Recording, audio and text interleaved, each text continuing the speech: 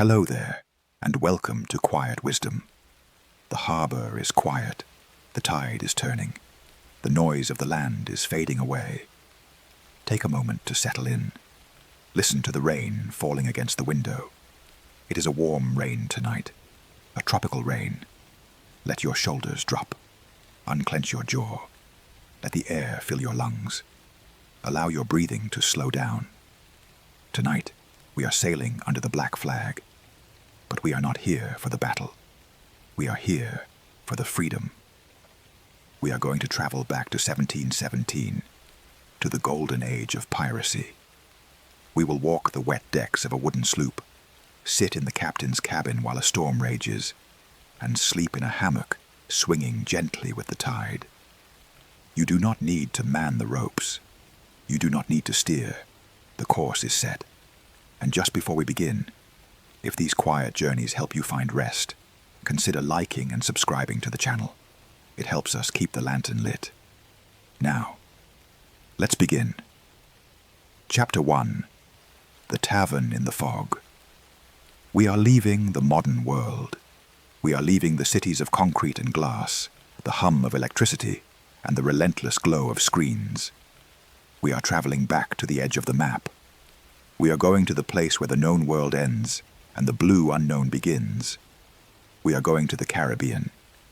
It is the year 1717, the height of the Golden Age. We are standing on the island of New Providence, in the shanty town of Nassau. It is night. A tropical storm has just rolled in from the Atlantic. The rain is warm. It pours down in sheets, washing the sand from the streets, turning the white dust into grey mud. It drums relentlessly on the palm fronds and the wooden roofs of the shanties. The air is thick. It is heavy with humidity. It presses against your skin like a warm, damp towel. We are seeking shelter. Ahead of us, glowing with a dim yellow light through the fog, is a building. It is built of rough-hewn timber and driftwood salvaged from wrecks. It leans slightly against the wind. The House of Lords, the tavern. You step up onto the porch. The wood creaks under your boots.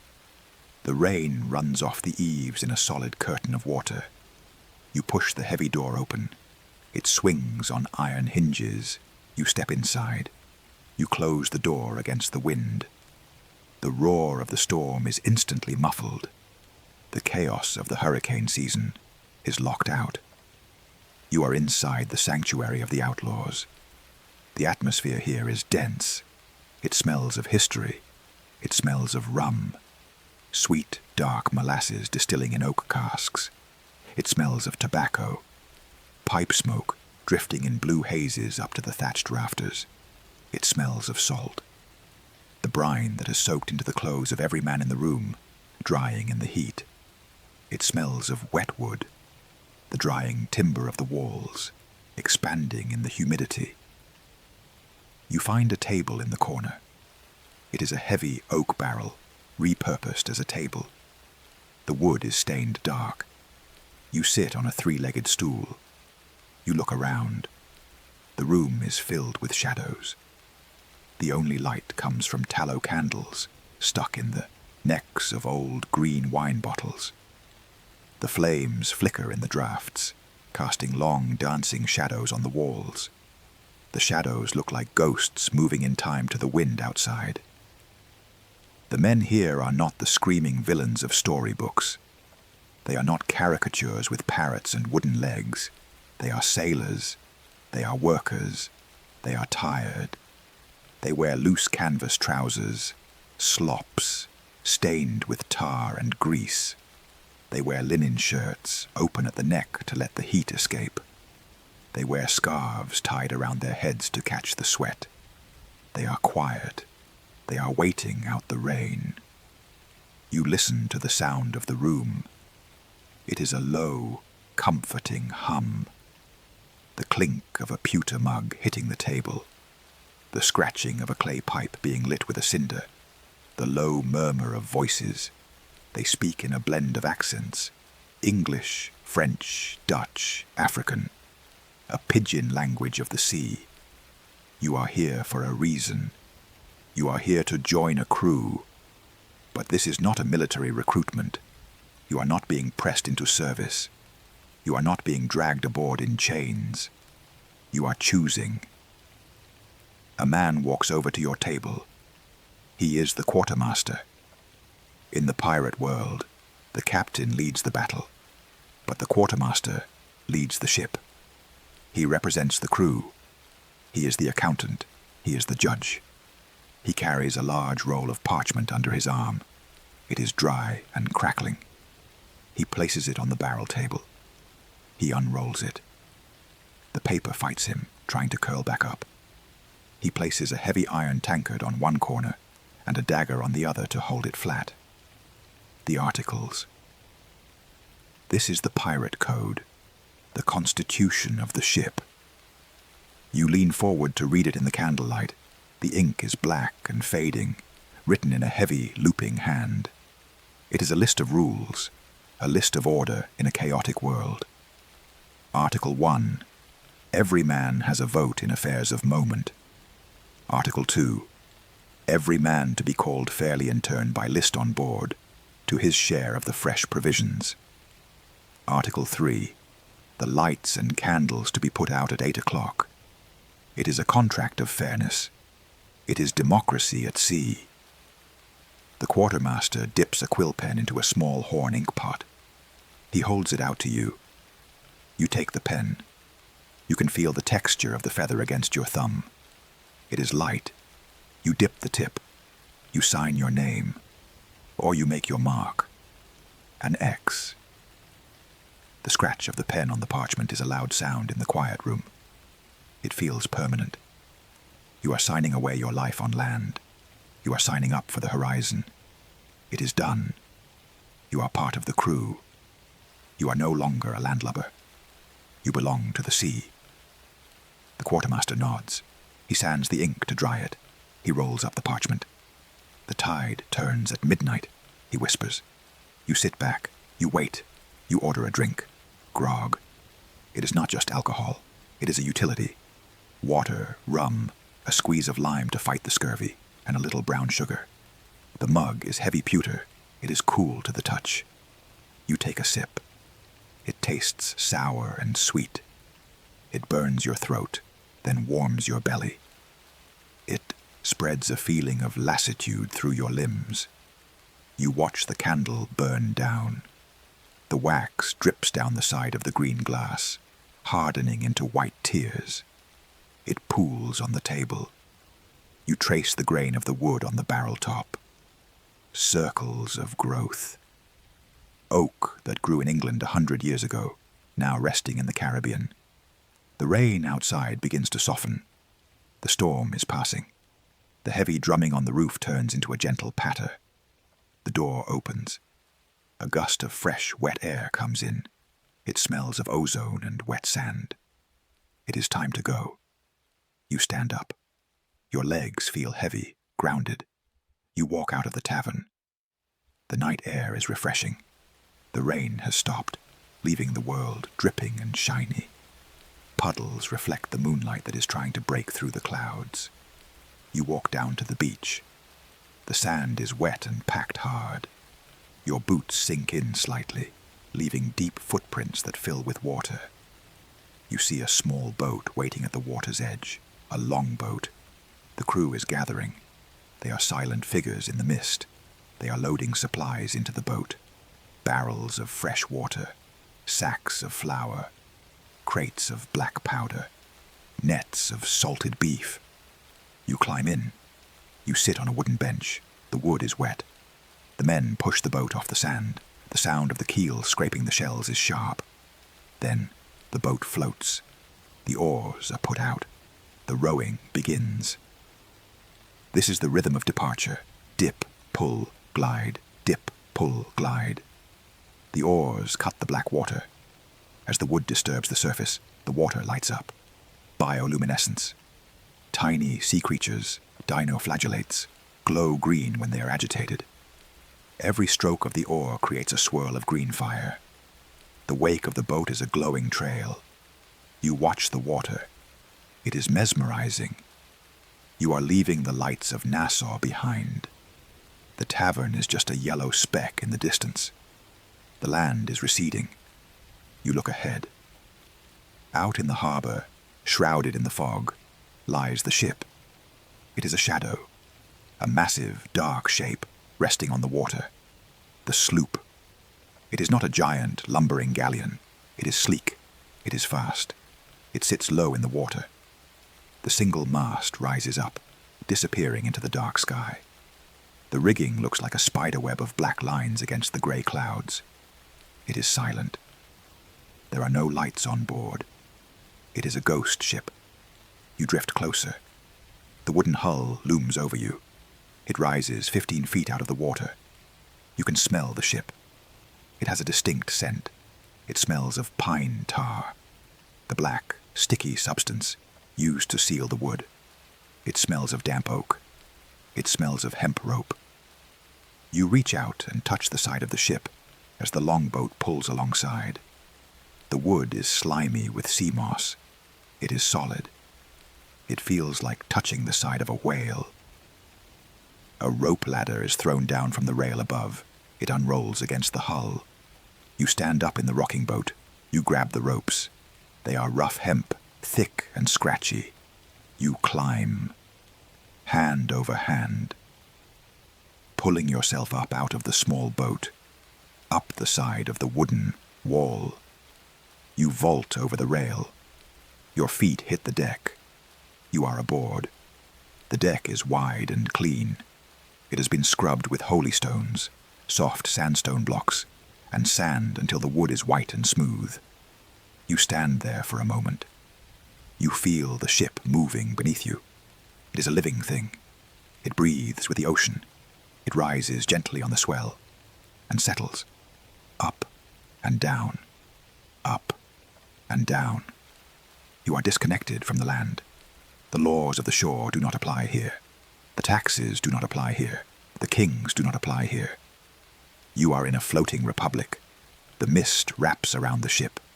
You cannot see the bow. You cannot see the stern. You are in a bubble of wood and rope. You feel a sense of profound safety. The ship is your fortress. The crew begins to move around you, preparing for the launch. But they move quietly. They are professionals. They know the ship by touch. You find a coil of rope near the mainmast. It is a huge circle of hemp, neat and tidy. You sit on it. It makes a comfortable seat. You wait for the order. The anchor is waiting to be weighed. The sails are waiting to be unfurled. The journey is about to begin. But for now, there is only the gentle rocking, the cradle of the Caribbean. You close your eyes. You smell the salt. You feel the humidity on your skin. You let your mind drift with the current. The island is gone. The past is gone. There is only the wood beneath you and the water around you. You are ready. Rest in the harbor. Rest in the fog. Sleep. Chapter 2. The Anchor and the Sail. You are sitting on the coil of rope on the main deck of the sloop. The mist is still clinging to the water, a low grey blanket that obscures the lights of Nassau. The ship is silent, rocking gently with the incoming tide. But the silence is about to break. The tide has turned. The moment of departure has arrived. The quartermaster walks to the center of the deck. He does not shout. He speaks in a low, carrying voice. "Man the capstan." You stand up. You leave your seat on the rope. You walk toward the bow. In the middle of the foredeck stands a machine. The capstan. It is a cylinder of oak, reinforced with iron bands. It looks like a giant spool standing on its end. It is waist-high. It is scarred and polished by the hands of 1,000 sailors. This is the engine of the ship. Before steam, before diesel, there was the capstan. It multiplies human strength. The men take the capstan bars. These are heavy poles of ash wood, about 6 feet long. They insert them into the square holes at the top of the drum. They radiate out like the spokes of a wheel. You step up to a bar. You place your chest against the wood. You wrap your arms around it. The wood is smooth and cold. It smells of sweat and salt. 2 other men take their places on the same bar. You are shoulder to shoulder. Heave! You push. You dig your boots into the deck. You lean your weight forward. The machine resists. The weight of the heavy iron anchor, buried deep in the sand of the harbor floor 50 feet below, pulls back. But then it gives. The capstan turns. Click.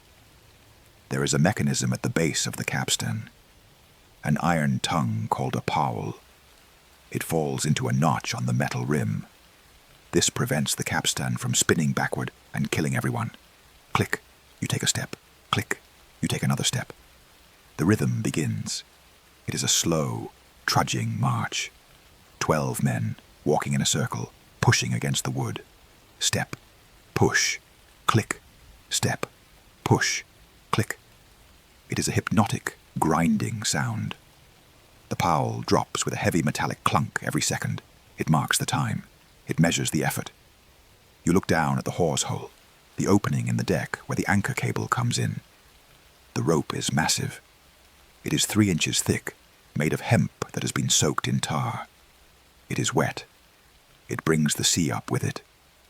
As it winds around the drum of the capstan, it squeezes out the water. Squeeze. Drip. You watch the water running across the deck planks. It glows. The bioluminescence from the harbor floor is trapped in the fibers of the rope. You are winding up a cable of green fire. The work is hard.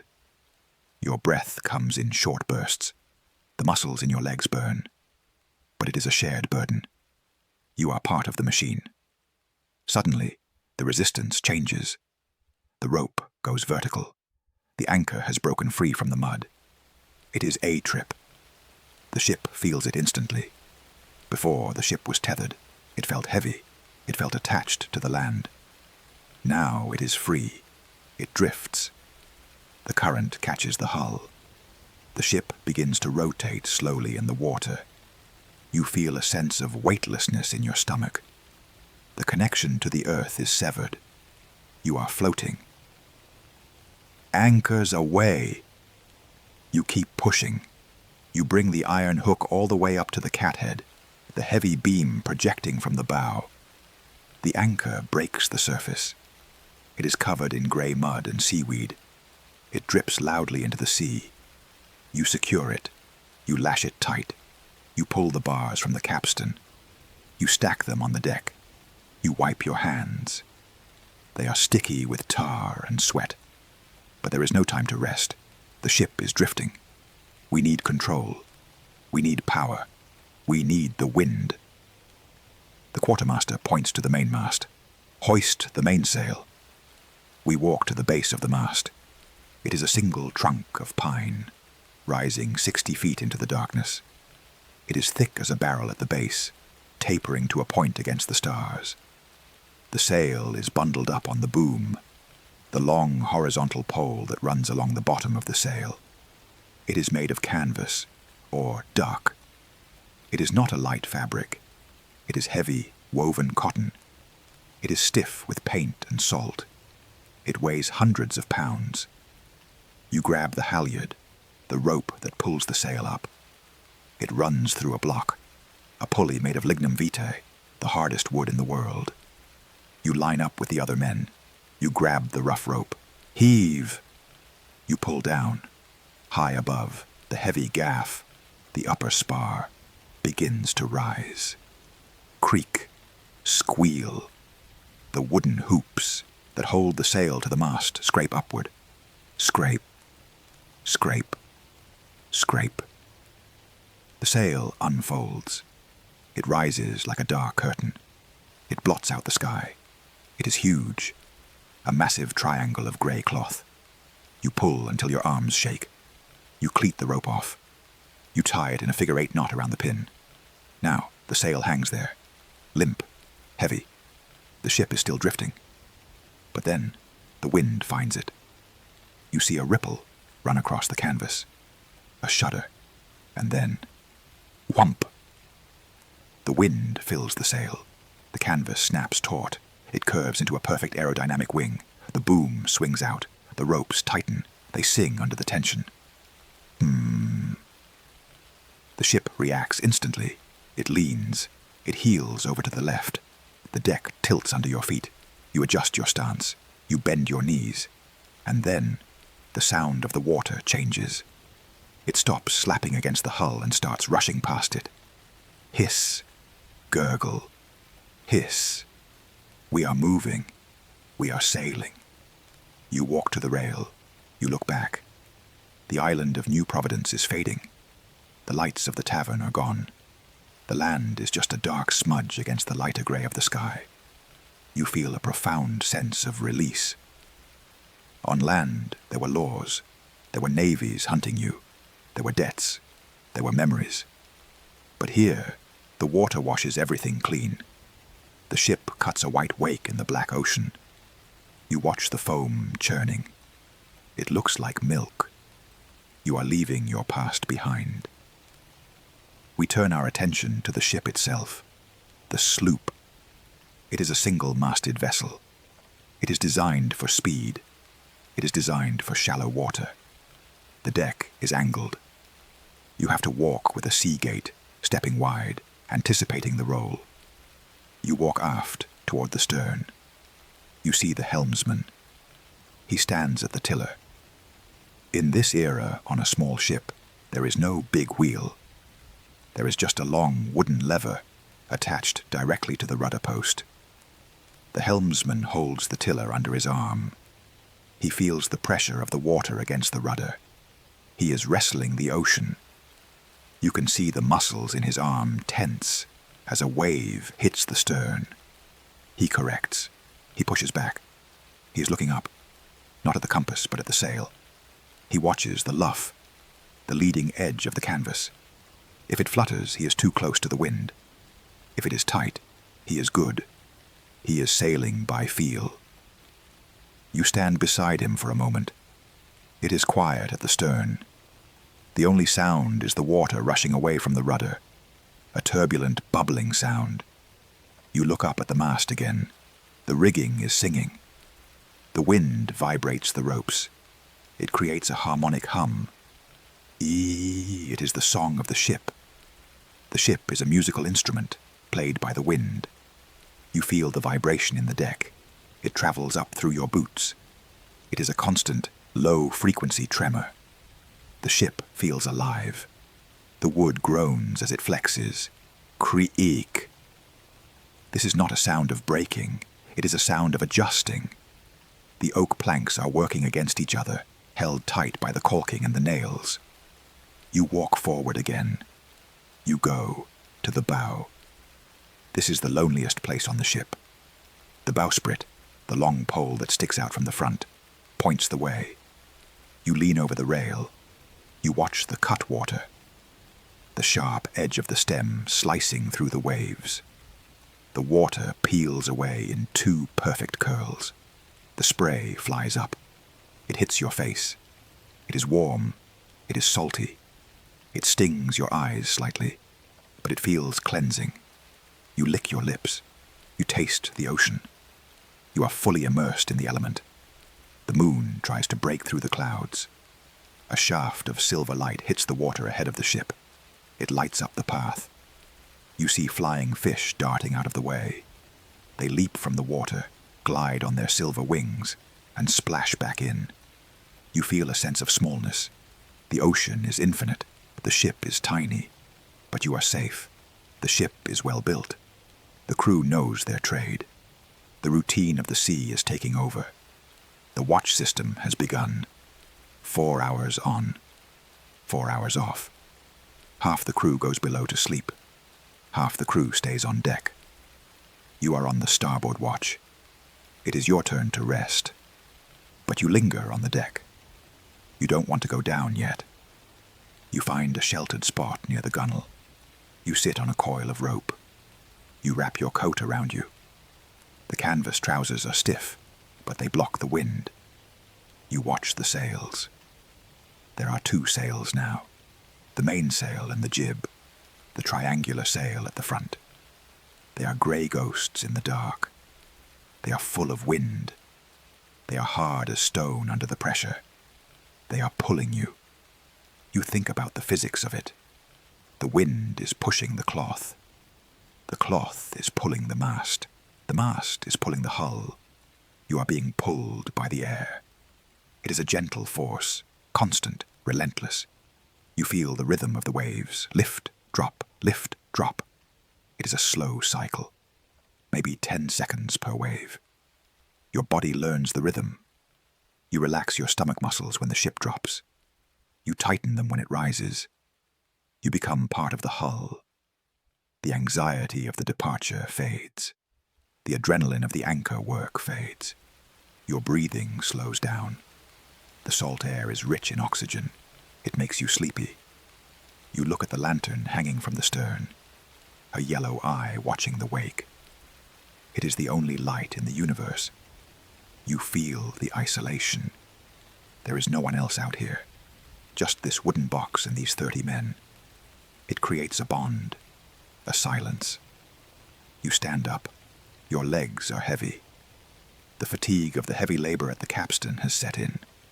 You walk toward the hatchway, the companionway. It is a small opening in the deck with a sliding cover. You slide it back. A waft of warm air comes up. It smells of humanity. It smells of the sleeping crew. You step onto the ladder. You climb down. The sound of the wind changes. It becomes a muffled roar overhead. You are going below. You are entering the belly of the ship. The transition from the wet, windy deck to the dry, warm hold is a shock.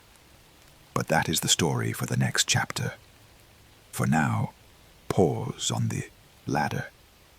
Feel the wood of the steps under your hands. Feel the ship rolling around you. You are suspended between the sky and the deep. You are safe. The anchor is up. The course is set. The ship is flying. Let the motion rock you. Let the sound of the water soothe you. Rest in the momentum. Rest in the departure. Sleep. Chapter 3. The Carpenter and the Caulker. The excitement of the departure has faded. The lights of Nassau are long gone, swallowed by the curve of the earth. The night has passed, and the sun has risen over the Atlantic. It is a blinding white Caribbean morning. You are standing on the deck of the sloop. The sea is a deep, vibrant turquoise. It is calm today. The ship rocks gently, a slow, lazy motion. The sails are full, white clouds billowing against the blue sky. But a ship is not a passive object. It is a wooden machine fighting a constant war against the water. It flexes, it twists, it breathes. And as it moves, the seams open up. The ocean wants to get in. So the work of the pirate is not fighting other ships. It is fighting the leak. We are going to witness the most important ritual of the sea. Caulking. You walk toward the waist of the ship. You hear a sound. It is a rhythmic, high-pitched tapping. Ping, ping, ping. It sounds like a musical instrument. It is the sound of a mallet striking a chisel. You find the carpenter. He is an older man. His skin is leather, tanned dark by 40 years of sun. He wears a canvas apron stiff with tar. He is kneeling on the deck. He is the surgeon of the ship. He heals the wood. Let us look at his tools. He has a caulking mallet. It is made of lignum vitae, ironwood. It has a long head and a short handle. It is balanced perfectly. He has a caulking iron. It looks like a wide, dull chisel. And he has a pile of oakum. This is the material of the seal. Oakum is made from old ropes. When a rope gets too old to hold a sail, it is not thrown away. It is unlaid. The sailors sit on the deck in their spare time. They pick the rope apart, strand by strand, fiber by fiber. It is tedious work. Picking oakum. It requires patience. The result is a pile of loose brown hemp fibers. It smells of old tar and salt. The carpenter takes a handful of this fibers. He rolls it against his thigh. Rub. Roll. He spins it into a loose thread, about the thickness of your thumb. He places this thread over the seam between two deck planks. The planks are pine. They have shrunk slightly in the sun, leaving a gap. He takes the iron. He places the blade against the oakum. He swings the mallet. Ping. The iron drives the hemp deep into the crack. Ping. Ping. Ping. He moves along the seam, inch by inch. He is packing the gap. He is making the wood solid. The sound is hypnotic. It echoes off the sails. It sets the tempo for the morning. You sit down nearby to watch.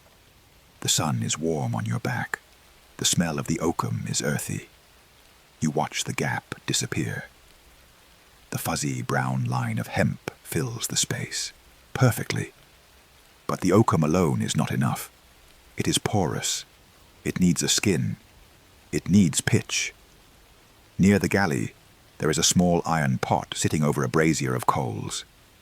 Inside, the pitch is boiling.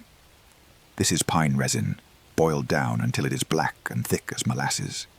The smell is intense. It is the signature scent of the wooden ship, sharp, acrid, clean. The carpenter's assistant, the caulker's boy, dips a ladle into the pot. He carries the dripping ladle over to the seam. He pours. A thin, black stream of hot liquid runs along the crack. Hiss. It covers the oakum. It bubbles as it seeps into the fibers. It cools instantly. It turns from liquid to solid.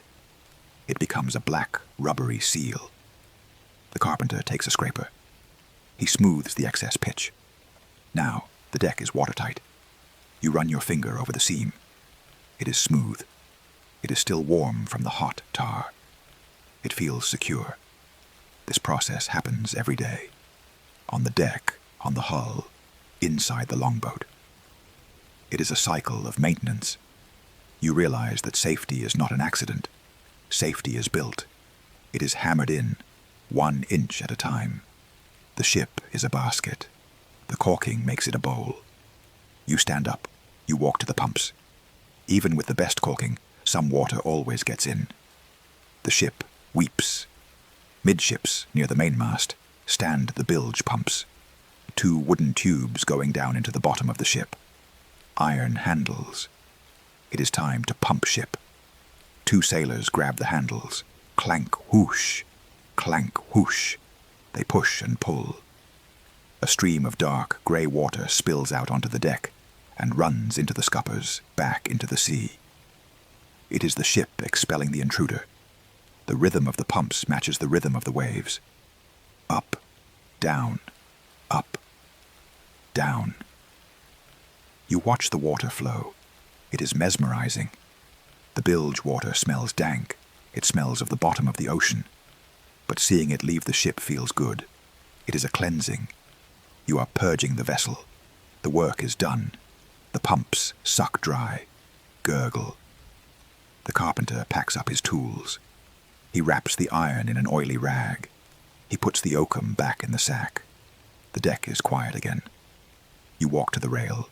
You look out at the horizon. It is empty. No other ships, no land. Just the circle of blue. The isolation is total, but it is a busy isolation. The ship is a hive. The sailmaker is sewing a tear in the jib. Stitch. Stitch. The cook is sharpening a knife on a whetstone. Scrape. Scrape. The lookout is humming a tune in the crosstrees. Everyone has a job. Everyone is part of the organism. You feel a sense of belonging. You are not just a passenger. You are part of the crew. Your job is to witness the peace of the routine. The sun climbs higher. It heats the tar in the deck seams.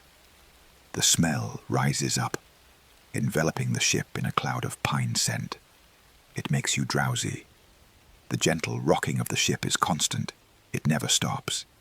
It is the baseline of existence. Your inner ear has adjusted. You don't feel dizzy. You feel cradled. You find a spot of shade under the mainsail. The sail casts a large triangular shadow on the deck. You sit down on a wooden crate. You lean back against the bulwark, the wall of the ship. You close your eyes. You listen to the sounds of the ship sailing, the rush of water along the hull. Shh. The creak of the yards against the mast. Irk. The snap of the canvas. Thwump.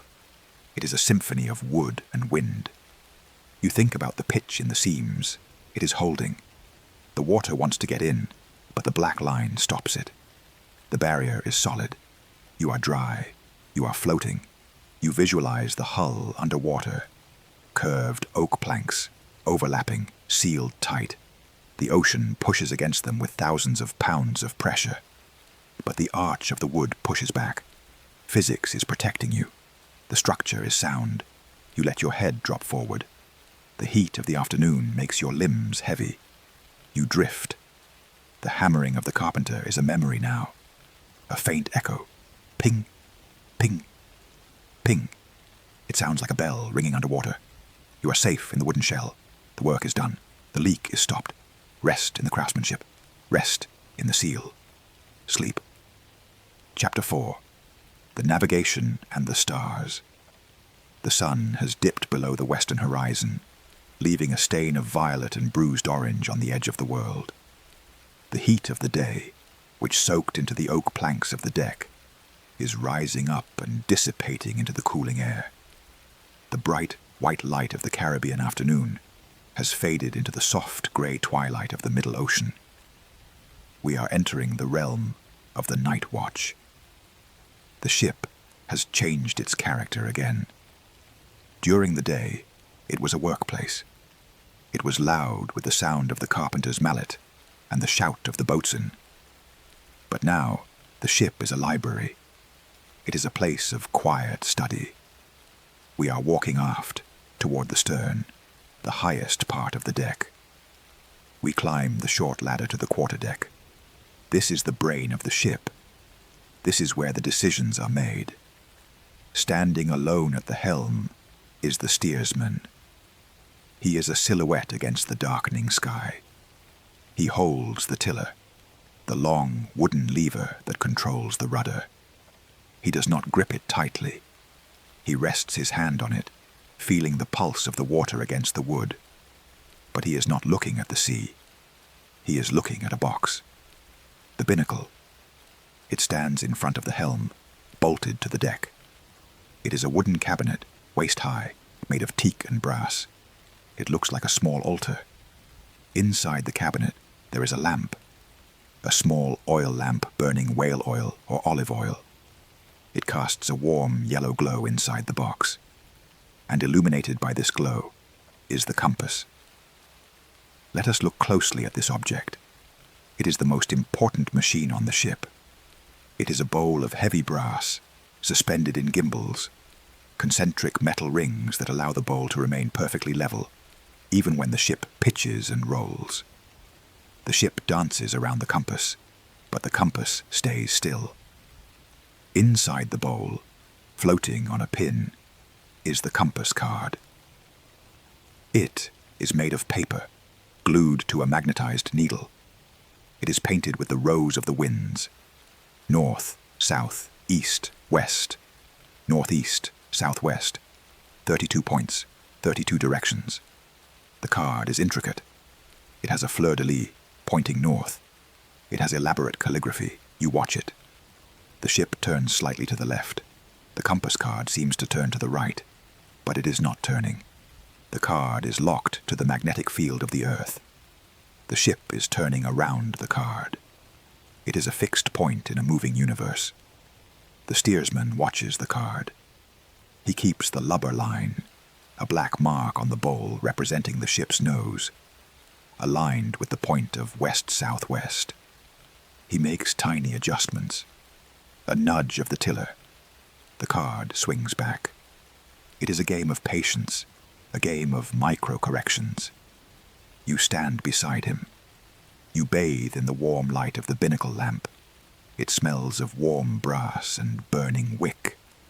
It is a cozy, enclosed light in the vastness of the night.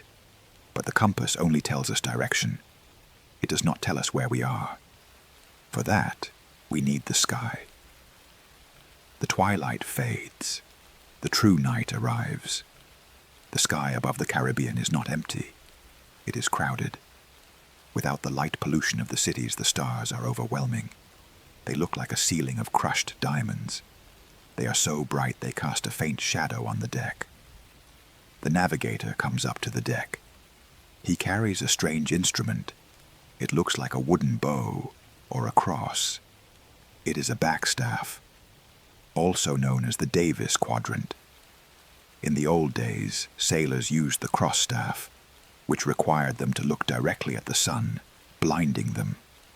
But the backstaff is gentle. You stand with your back to the star. You look at the shadow, not the light. The navigator stands by the rail. He waits for the horizon to become clear. That sharp line where the black sea meets the starry sky. He lifts the staff.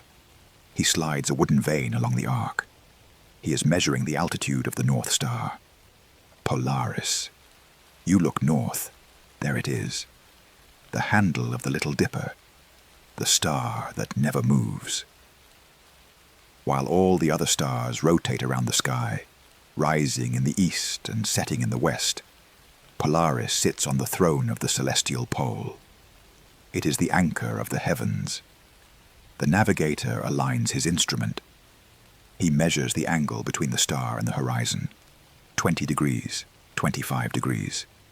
This number tells him his latitude, how far north he is. It is pure geometry. The angle of the star equals your distance from the equator. You watch him work. He moves slowly. He checks the scale.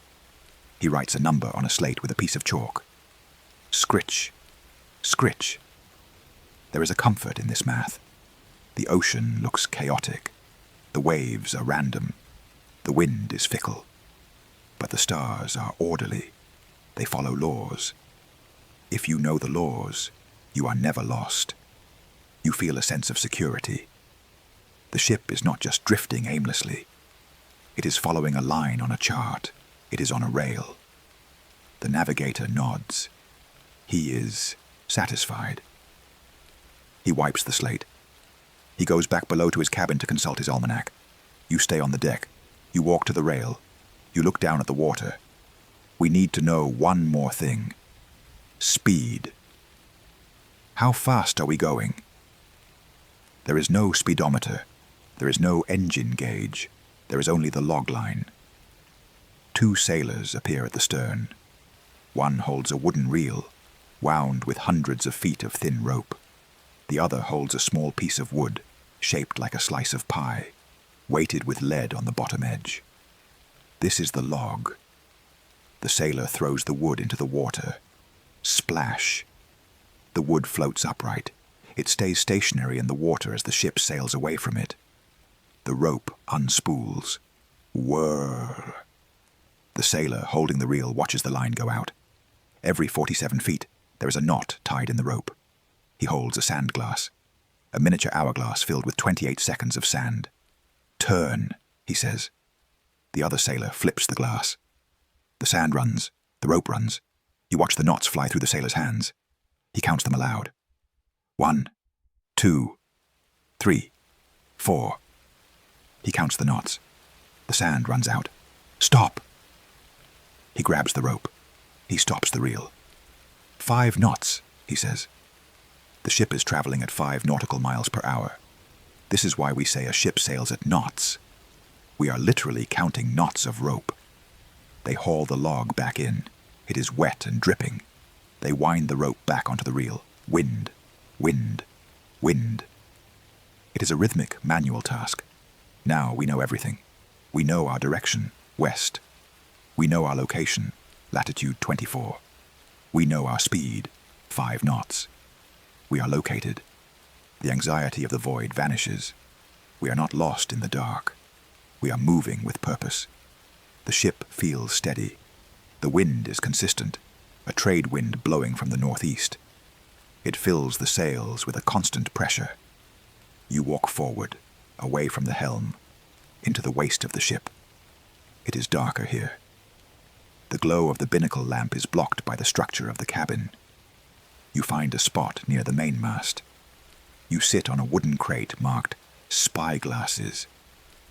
You lean your head back against the mast. The wood of the mast is vibrating. It is humming like a cello string. It is transmitting the energy of the wind down into the keel. You close your eyes. You listen to the ship moving through the water. At 5 knots, it is a gentle sound. Hiss, glide, hiss, glide. It sounds like a giant intake of breath, followed by a long exhale. The water washing along the hull sounds like silk being torn slowly. You feel the roll. To the left, hold, to the right. It is a slow pendulum. You think about the North Star behind you. It is holding the ship in place. An invisible thread connects the mast to the star. You are being guided. The darkness of the ocean is not empty. It is full of life. You hear a splash nearby. A dolphin? A flying fish? You hear the creak of the yards, the heavy wooden beams that hold the sails. They rub against the mast. Irk. It is the sound of an old house settling for the night. You wrap your coat tighter. The night air is humid and warm, but the wind has a cooling touch. You feel the salt drying on your skin, a fine crust. You feel the motion in your inner ear. It feels like you are swinging in a hammock, even though you are sitting on a crate. Your mind begins to drift. You think about the charts in the captain's cabin. Rolls of parchment covered in ink lines, islands, shoals, depths. The map is a promise. It promises that there is land ahead. But you are in no hurry to find it. The space between the lands is where the peace is. On land, you have to walk. You have to climb. Here, you just float. The ship does the work. The wind does the work. You are passive. You are cargo. You let your chin drop to your chest. The rhythm of the bow cutting the waves becomes a mantra. Cut and slide. Cut and slide. You visualize the wake behind the ship. A long white trail of foam, glowing green with phosphorescence, stretching back miles into the dark. It is the path you have traveled. It is dissolving. The past is dissolving. The water closes up behind you. It leaves no trace. This is the freedom of the pirate. No footprints, no trail to follow. You are vanishing into the blue. The bell rings. Clang, clang. 4 bells. 10 p.m. The watch changes. Shadows move on the deck. Murmured greetings. Course west-southwest. Aye. The wheel is handed over. The new hands take the helm. The continuity is unbroken. Someone is always awake. Someone is always watching the compass. Because they are watching, you can stop watching. You can close your eyes. You can let the binnacle light fade into a yellow blur. You can let the stars spin. The ship is a cradle rocking on the surface of the deep. The wood holds you. The water holds the wood. You are safe in the navigation. Rest. Rest in the direction. Sleep. Chapter 5. The Tropical Storm. The navigation watch is over. The stars that guided us so faithfully across the black mirror of the Caribbean have vanished. The North Star is gone. Orion is gone. The Milky Way has been wiped clean from the sky. We are still on the quarterdeck, but the atmosphere has changed. The air has grown heavy. It presses against your skin. It is thick, humid, and charged with static electricity. The hairs on your arms stand up. The wind has died. The sails hang limp, heavy folds of canvas slatting gently against the mast. The ship has lost its way. It bobs aimlessly in the swell. But this silence is not empty. It is a pause. It is the deep breath before the exhale. We are entering the squall. To the east, a wall has appeared. It is a bank of clouds darker than the night sky, rising up from the ocean like a mountain range of bruised purple and black. It blocks out the moon. You can smell it coming. It smells of ozone, a sharp, metallic scent like copper coins. It smells of cold water, a fresh, clean scent cutting through the warm tropical air. It smells of electricity. The captain steps out onto the deck. He looks at the wall of clouds. He does not shout. He speaks quietly to the helmsman. Shorten sail. The crew moves. They do not run, they glide. They climb the rat lines, the rope ladders leading up the mast. They move like spiders in the web of rigging. They furl the mainsail. They tie it down with gaskets, short lengths of rope.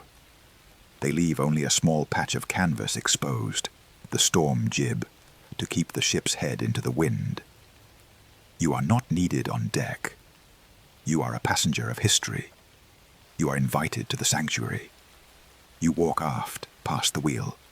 You descend a short flight of stairs. You stand before a heavy oak door, carved with scrolls and vines. You turn the brass handle. It feels cold and solid. You step inside. You close the door. Thud. The world of the deck, the salt spray, the humidity, the coming wind, is cut off. You have entered the great cabin, the captain's quarters. This is the heart of the ship. It is the most stable, most luxurious, most protected space on the vessel. It sits high in the stern, overlooking the wake. The room is lined with wood, paneling of mahogany or teak, stained dark and polished until it glows. The ceiling is low, crossed by heavy beams that support the deck above. The beams are curved to match the camber of the deck. It feels like being inside a violin. The far wall is not wood, it is glass.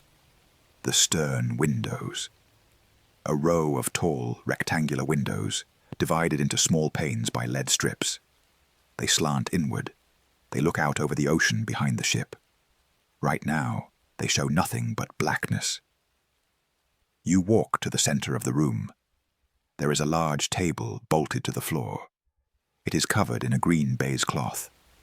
On it sits a chart, a map of the West Indies, a brass pair of dividers, a heavy inkwell. A lantern hangs from the ceiling beam.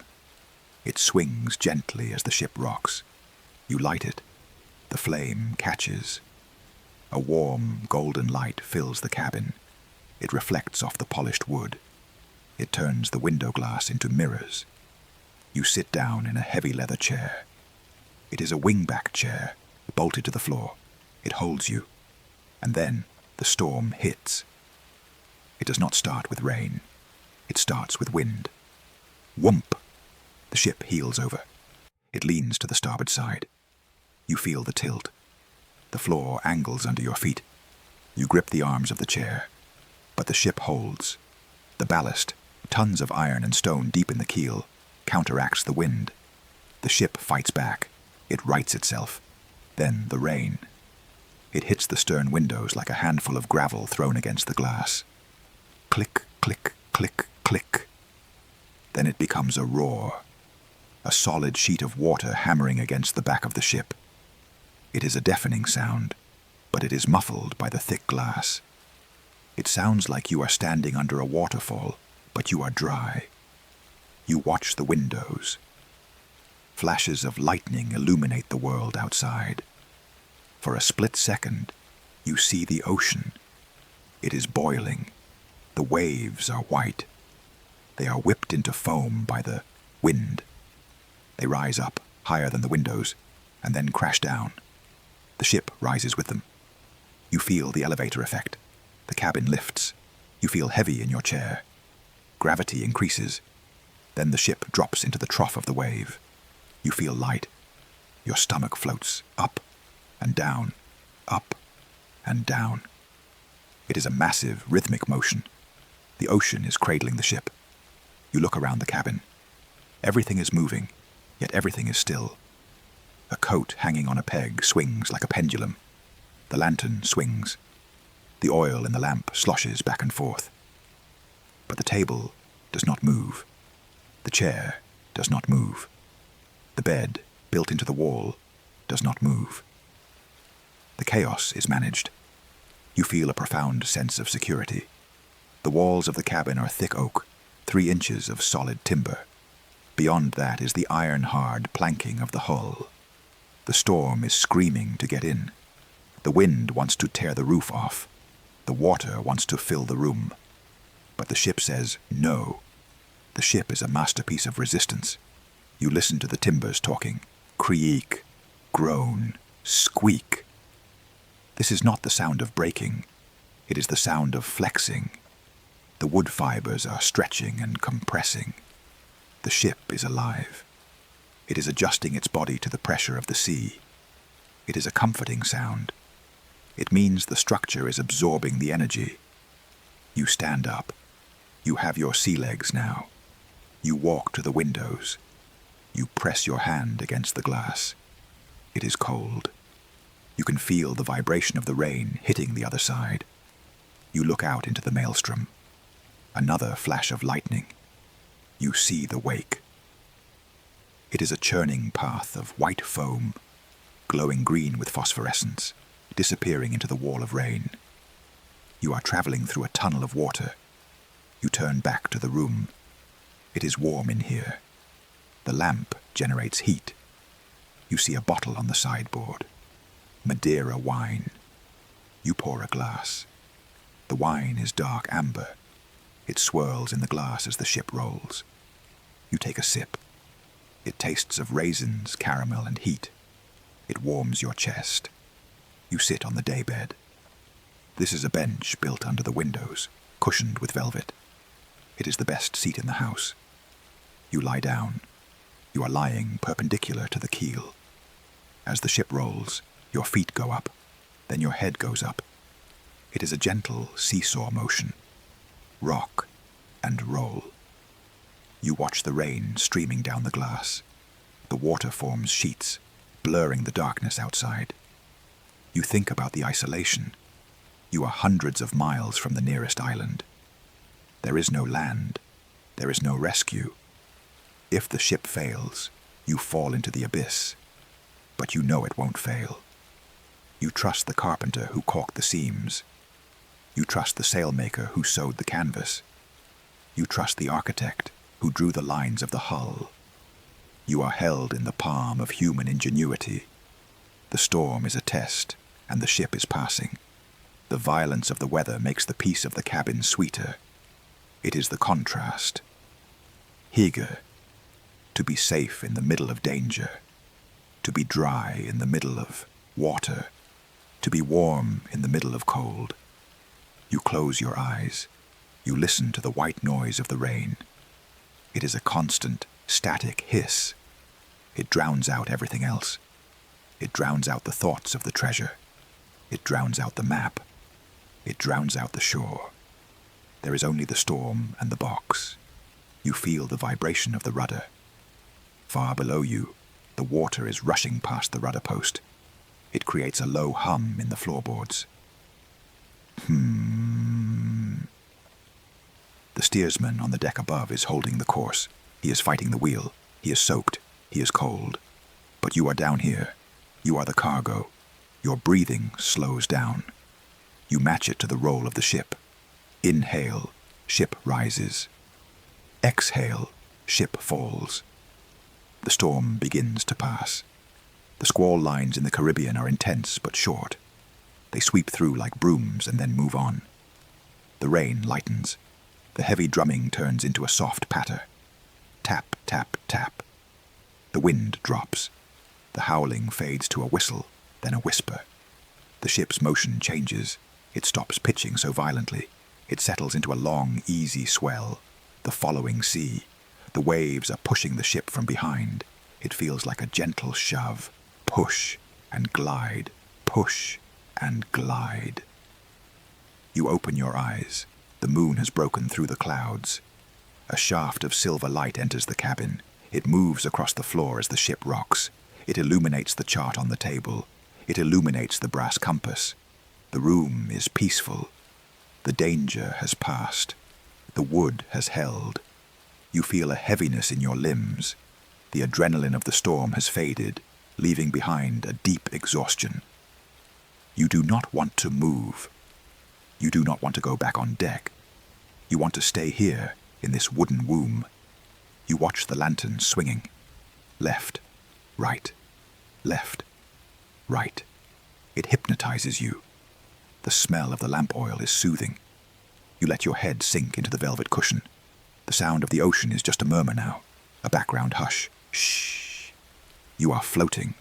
The ship is a cradle rocking in the dark. You are safe. The course is true. Rest in the cabin.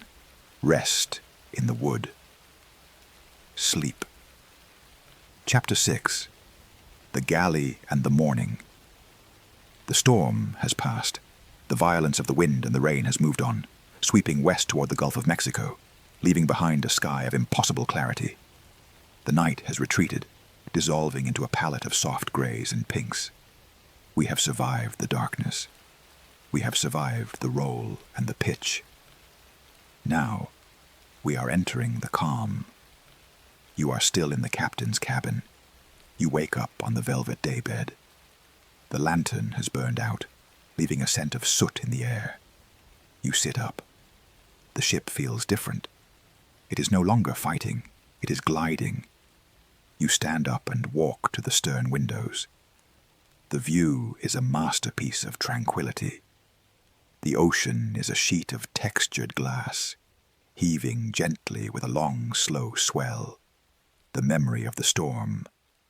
The sun is just breaking the horizon, turning the water into a liquid copper. You decide to go on deck. You climb the stairs. You push, open the hatch. The air hits you. It is no longer the heavy, suffocating humidity of the storm. It is fresh. It is cool, scrubbed clean by the rain. It smells of ozone and drying wood. You step onto the main deck. The ship is steaming. As the tropical sun hits the wet timber, the water evaporates. Wisps of white mist rise from the planks, from the ropes, from the canvas sails. The ship looks like it is breathing. The crew is awake, but they are not running. They are moving with the slow, lethargic rhythm of the morning watch. They are barefoot. They are drying their clothes on the rigging. We are going to visit the most important place on the ship at this hour. The galley, or, as the pirates call it, the caboose. On a wooden ship, fire is the enemy. You cannot just light a fire on the deck. So the kitchen is a box within a box.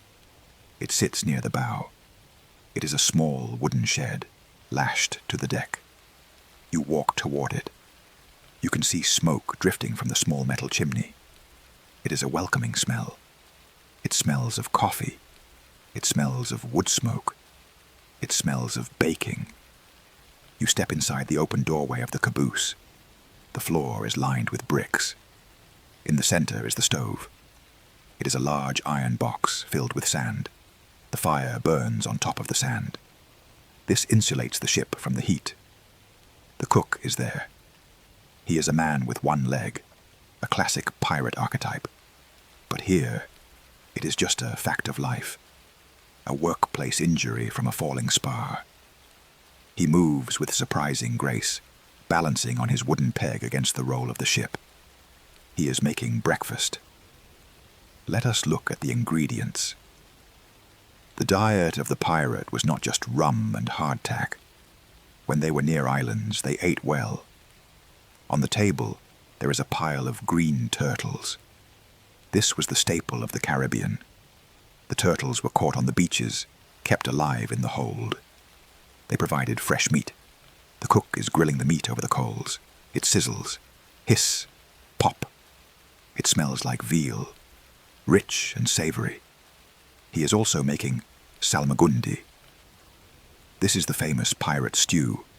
It is a mixture of everything available. He takes a large copper pot. He chops onions. Chop. Chop. He chops cabbage. He adds pickled herring.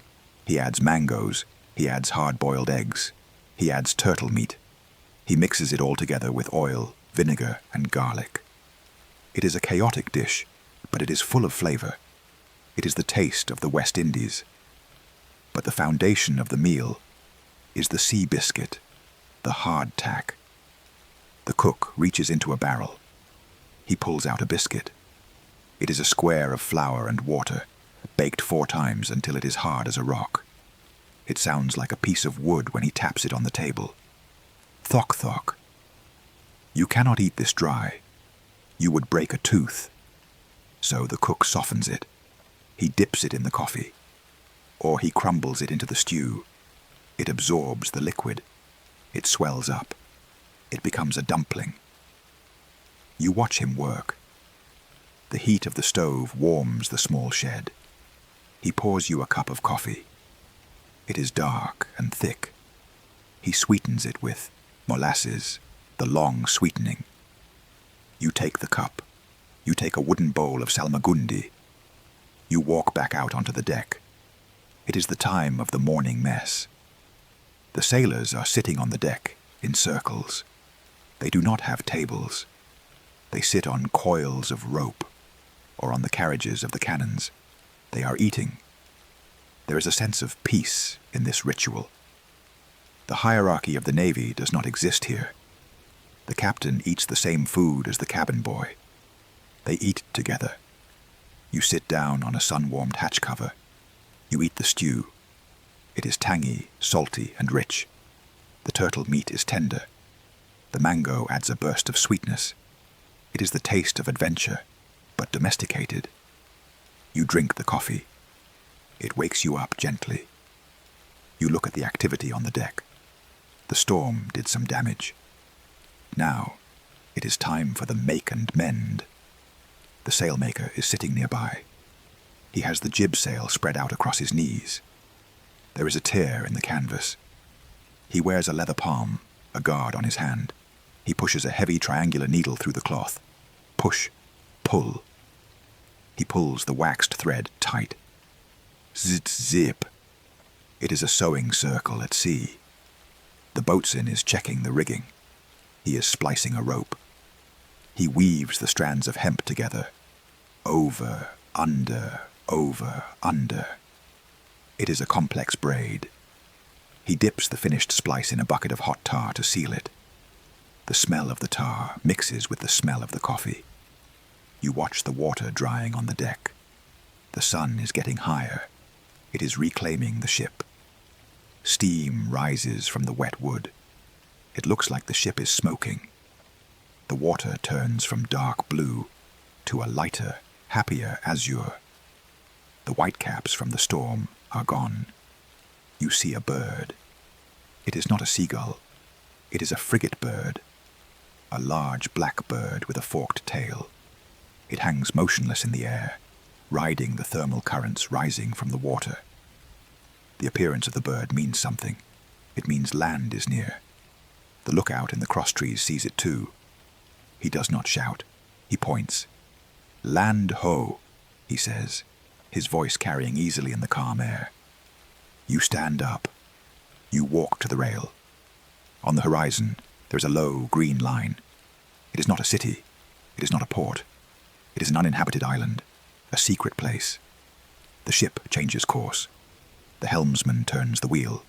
The sails are trimmed. The ship leans gently as it turns. We are heading for the lagoon. This is the goal of the pirate. Not to fight, but to hide. To find a place where the king's navy cannot follow. To careen the ship. To rest. You feel a sense of anticipation. The open ocean is beautiful, but it is exhausting. The constant motion wears you down.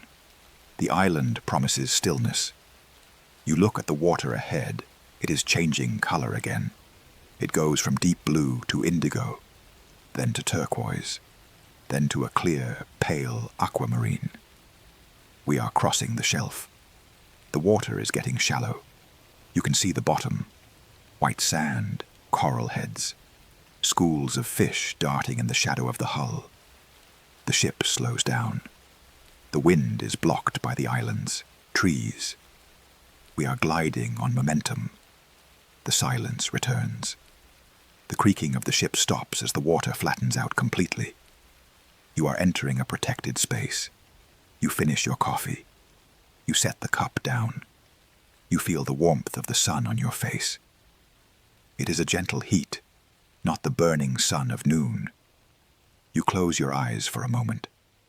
You can still feel the ghost of the storm in your legs, the memory of the roll. But the ship is steady now. It is a platform. You listen to the sounds of the approach, the sound of the surf breaking on a distant reef. Rumble, hush. The sound of the jungle insects humming on the island, a high, vibrating drone, the cry of a parrot. It is a new soundscape, the soundscape of the tropics. You feel a sense of arrival. You have survived the night. You have survived the sea. You are finding the safe harbor. The anchor is being prepared again. The heavy iron is lifted over the side. The crew waits. The ship drifts, slower, slower, until it is barely moving. Let go. Splash. The anchor hits the water. The chain rattles out. Rattle, rattle, rattle. It bites into the sand. The ship swings around into the wind and stops, held, secured. The journey is paused. You are safe in the lagoon. The water is clear. The sand is white. The trees are green. It is a paradise of silence. You lean on the rail. You look down at your reflection in the water. It is calm. The morning watch is over. The work is done. You can rest now. The island is watching over you. Rest in the calm. Rest in the blue. Sleep. Model. Chapter 7. The Hidden Lagoon. The anchor has dropped. The chain has rattled out its length and settled into the white sand of the seabed. The ship has swung around on the tide and come to a complete, restful stop.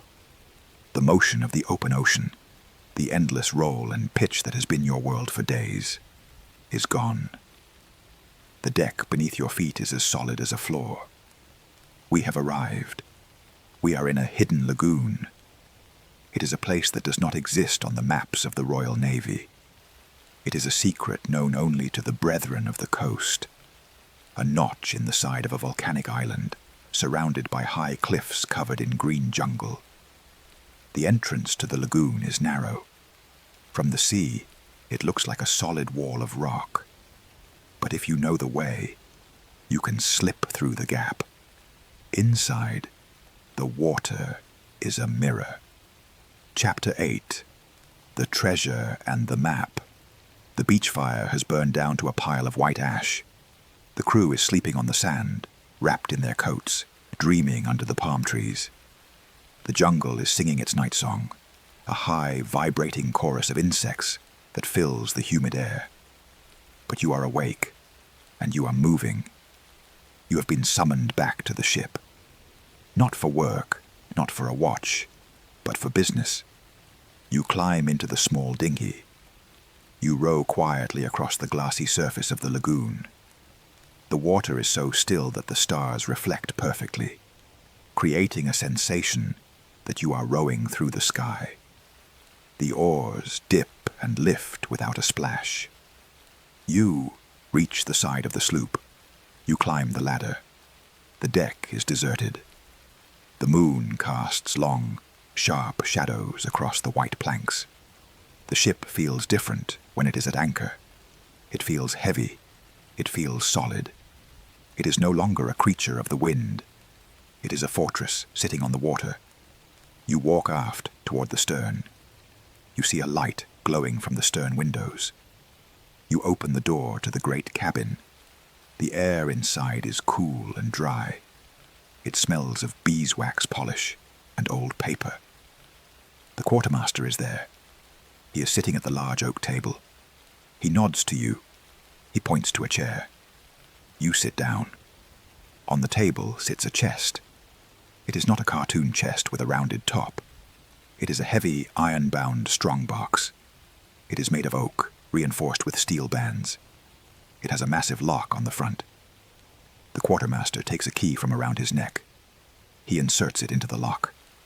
You hear the heavy, complex mechanism tumbling. Click, clunk. He lifts the lid. It is heavy. The hinges groan softly. And there it is, the treasure. But it is not just a pile of glittering jewels. It is currency. It is the hard, cold reality of silver and gold. We are going to perform the accounting. In the pirate world, everything must be divided. Every man gets his share. It is a ritual of fairness. The quartermaster reaches into the box. He pulls out a heavy canvas bag. He unties the string. He pours the contents onto the table. Clatter, ring, the sound of heavy metal hitting wood. It is a dense, satisfying sound. Pieces of 8 pesos de ocho. These are the Spanish dollars, the currency of the world. Let us look at one. You pick up a coin. It is large, about the size of a pocket watch. It is made of solid silver, mined from the deep earth of Potosi in Bolivia. It is cold in your hand. It has a specific, greasy feel that old silver gets. It is not a perfect circle. It was hammered by hand. The edges are rough. You can see the design stamped into the metal. The pillars of Hercules. The motto, plus ultra, further beyond. This coin has traveled thousands of miles.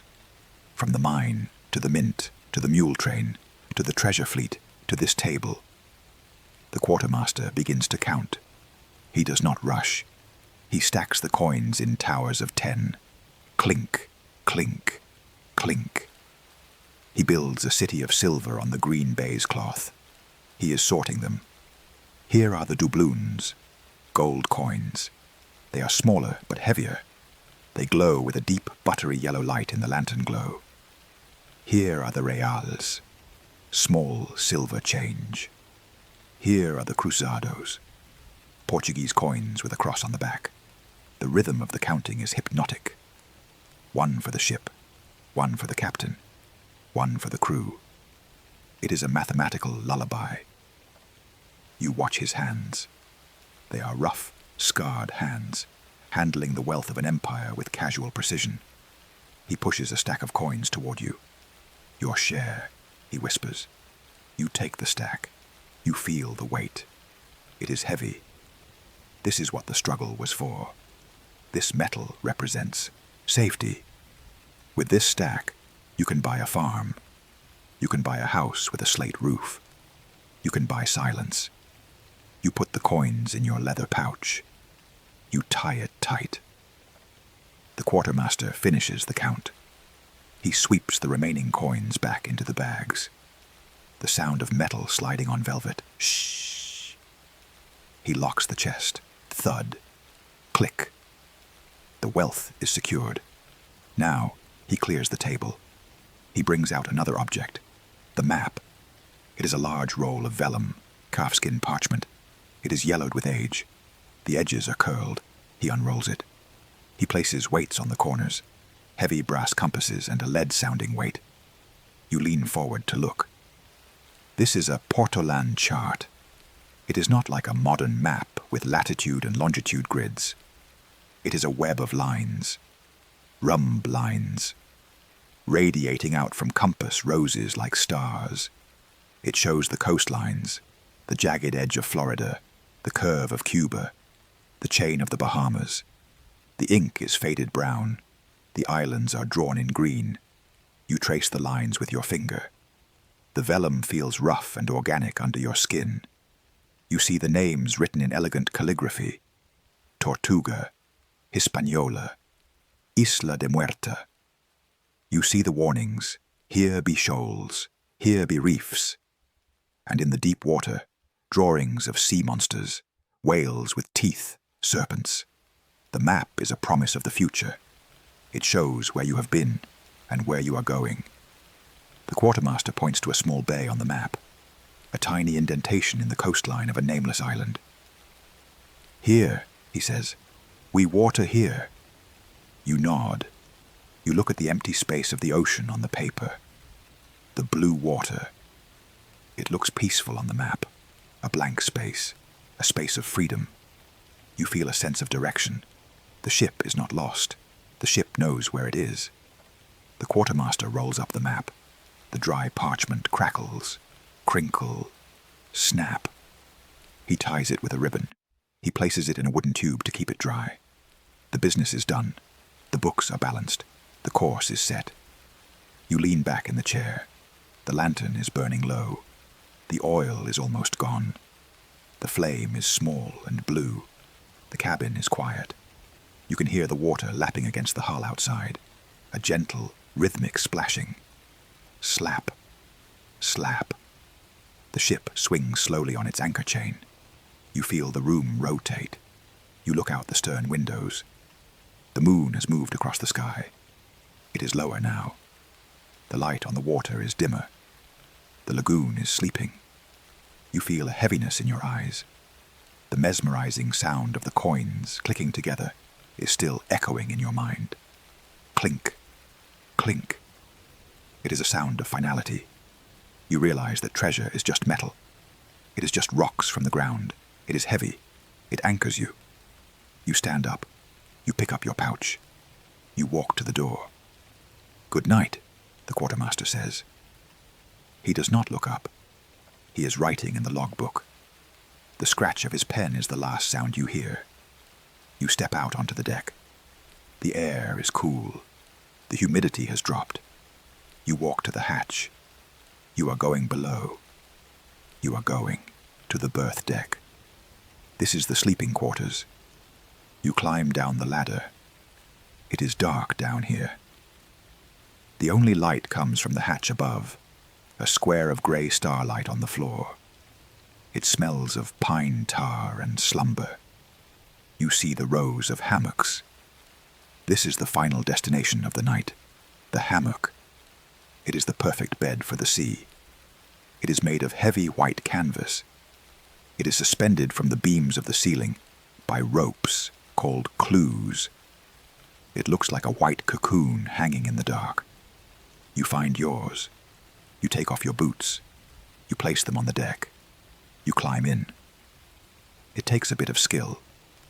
You have to lean back, swing your legs up, and wrap the canvas around you. You settle in. The hammock creates a curve. It holds your body in a gentle arc. It hugs you. The canvas is stiff, but it warms up quickly against your back. And now, the magic happens. The ship rolls to the left. The hammock swings to the right. The ship rolls to the right. The hammock swings to the left. You remain perfectly still. You are floating in the air, disconnected from the movement of the ship. You are suspended in a zero-gravity field. It is the most comfortable sensation in the world. You are a pendulum of flesh and blood. You close your eyes. You listen to the ship. You hear the breathing of the other men in their hammocks. A soft chorus of rest. You hear the water rushing past the hull, inches from your head. You are below the waterline now. You are sleeping inside the ocean. You feel the weight of the silver in your pouch, tucked under your head as a pillow. It is a hard lump, but it feels good. It feels like security. You think about the map, the lines radiating out. You are following a line. You are drifting down the line into the dark.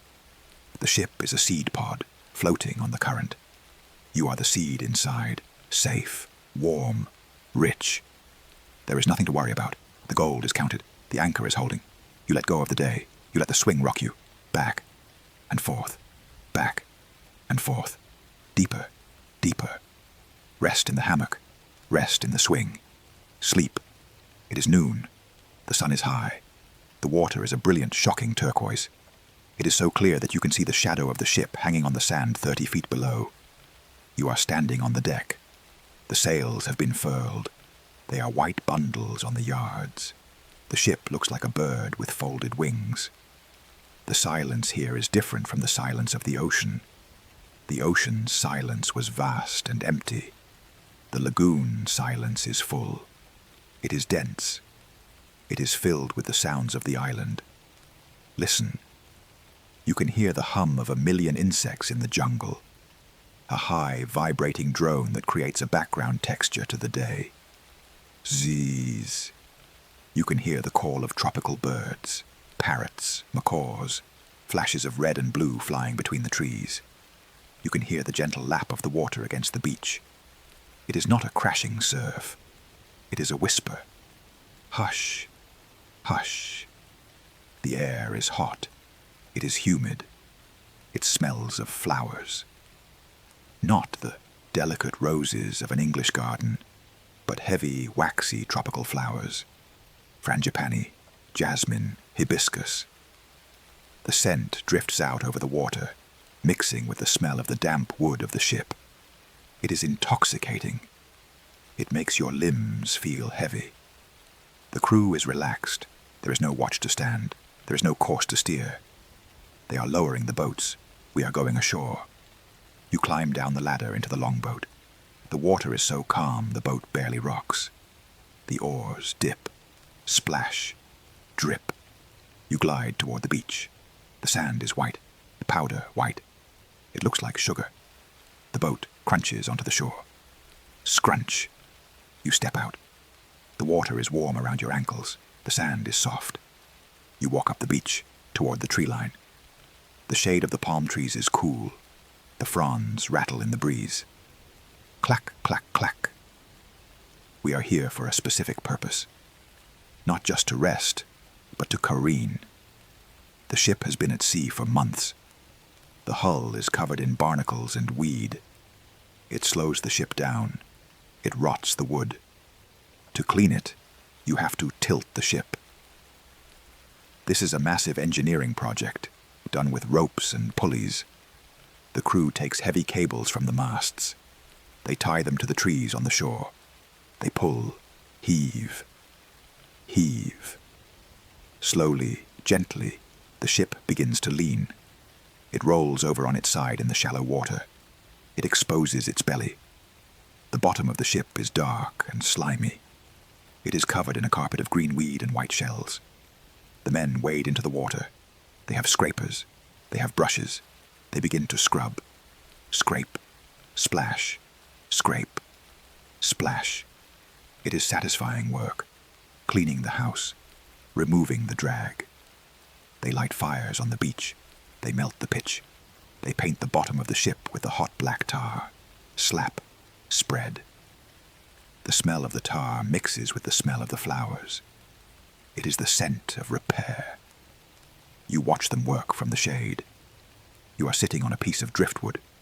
It is smooth and grey, bleached by the sun. You feel a profound sense of isolation. The world of laws, the world of kings, the world of debts. It is thousands of miles away. It cannot reach you here. You are off the grid. You are hidden in the pocket of the world. The afternoon passes slowly. The sun moves across the sky.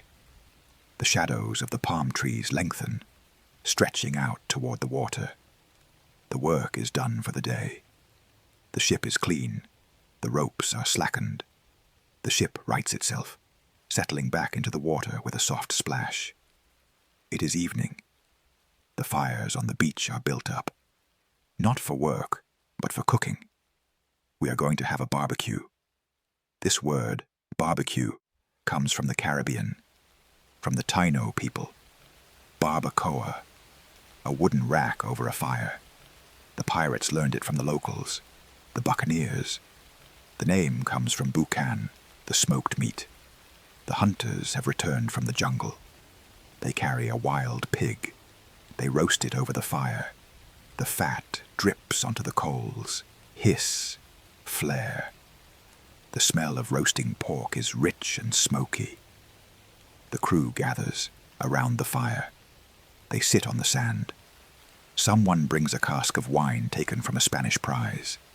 They crack it open. They pass the cups.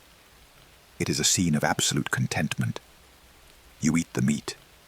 It is tender, smoky, seasoned with wild peppers found in the woods. You drink the wine. It is rough, but strong. The sun sets. The sky turns a ridiculous color. Purple, orange, pink. It reflects in the lagoon, turning the water into a pool of liquid fire. Then the stars come out. The jungle gets louder at night. The frogs begin to sing. Reap, reap. Fireflies appear. They drift through the trees like floating embers. You lie back on the sand. It is still warm from the day. You look up at the palm fronds silhouetted against the Milky Way. They look like black feathers. You feel the sand molding to your back. It supports you. You think about the concept of treasure. In the stories, pirates bury their gold.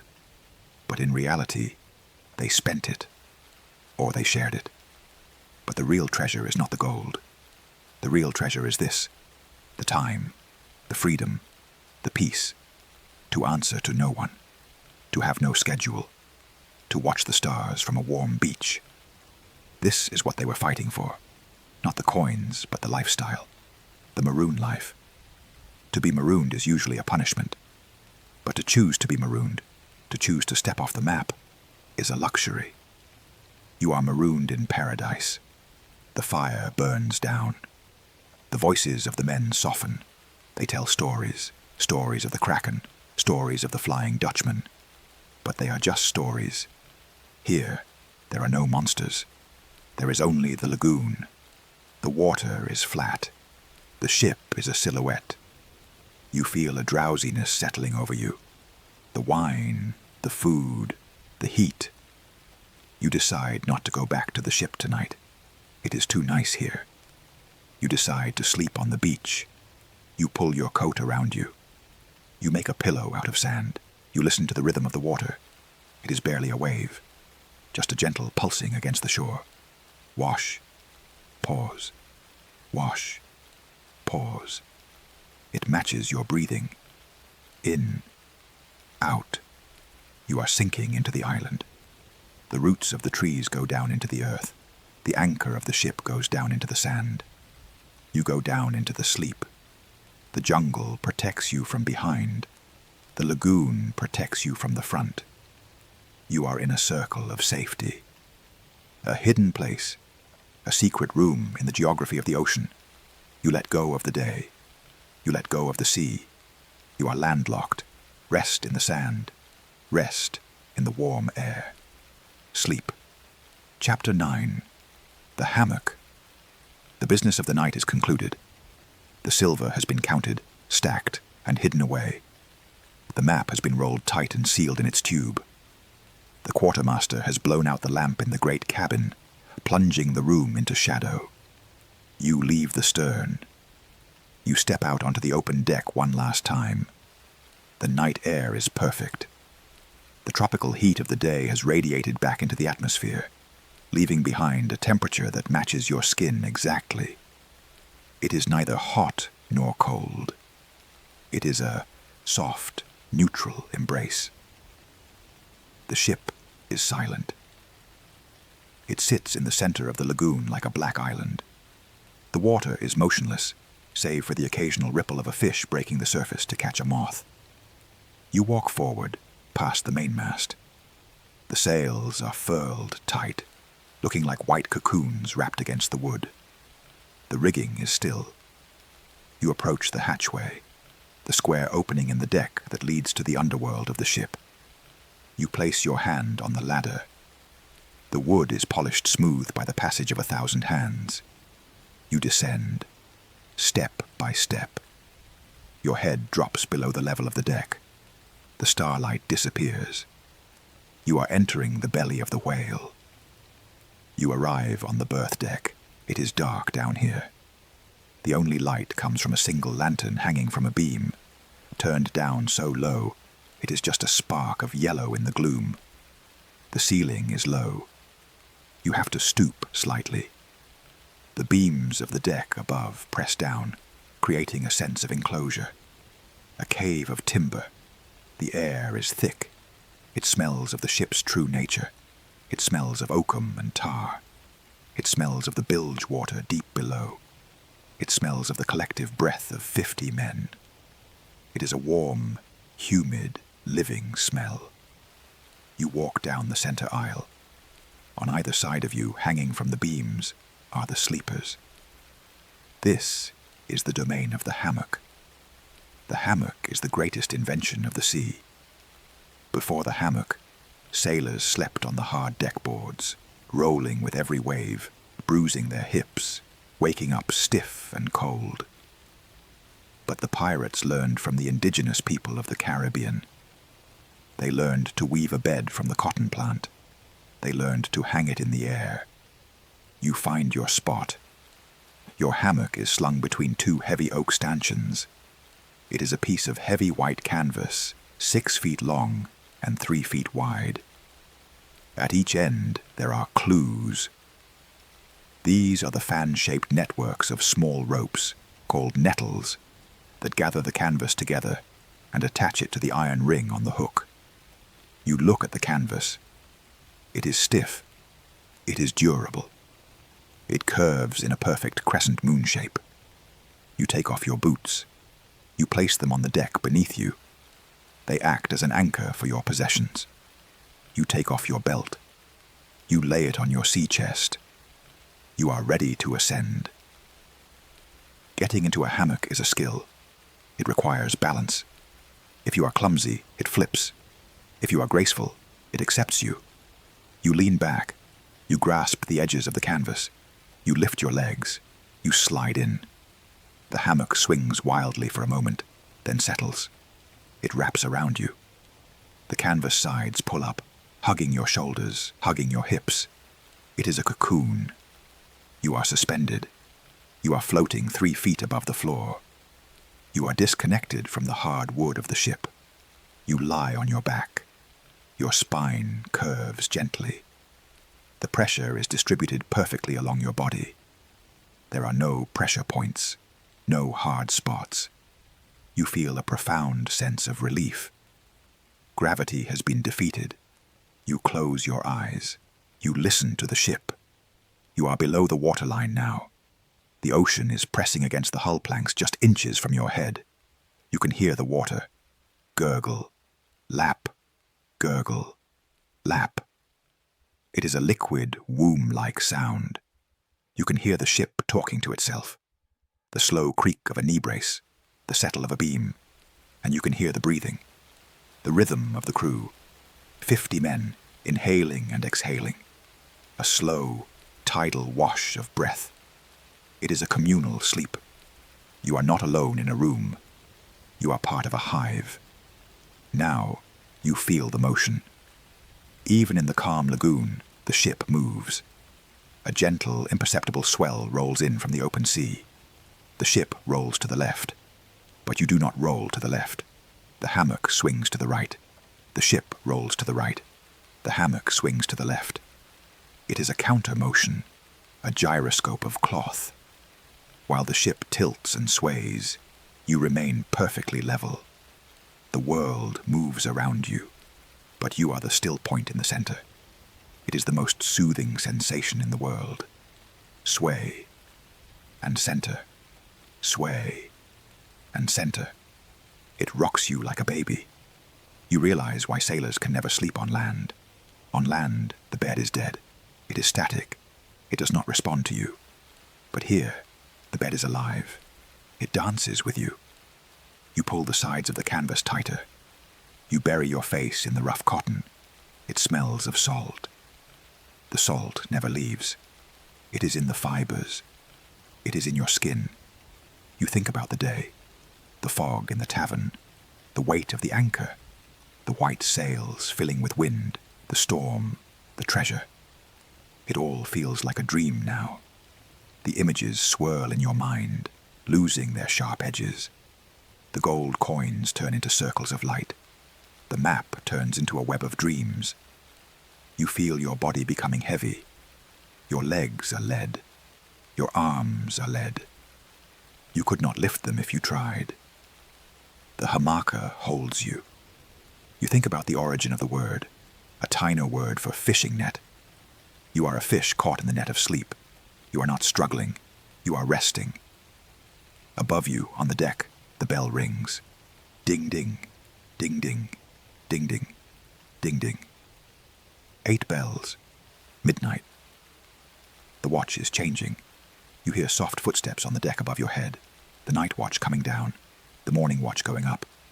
It is a cycle that never ends. But it does not concern you. You are off duty. Your time is your own. You sink deeper. The darkness of the berth deck is absolute. There is no blue nightlight here, just the heavy, warm blackness. You visualize the ocean outside. The water is deep, dark, quiet.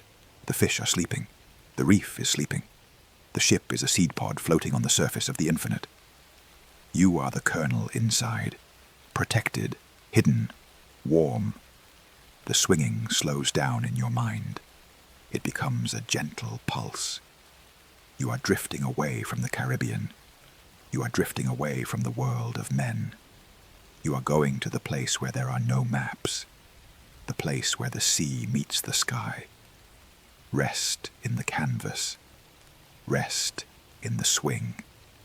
Sleep.